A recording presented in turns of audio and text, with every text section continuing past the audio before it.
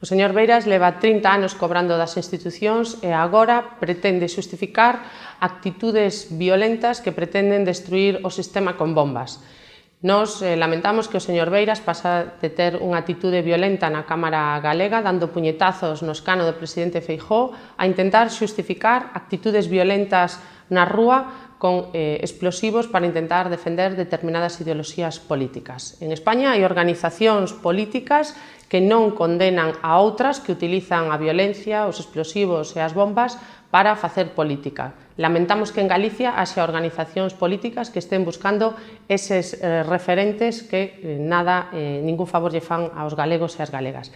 Nos agardamos que o señor Beiras o luns, cando declare no xuízo por terrorismo, faga como testemuña e non como parte da defensa dos que utilizan os explosivos para defender ideoloxías políticas.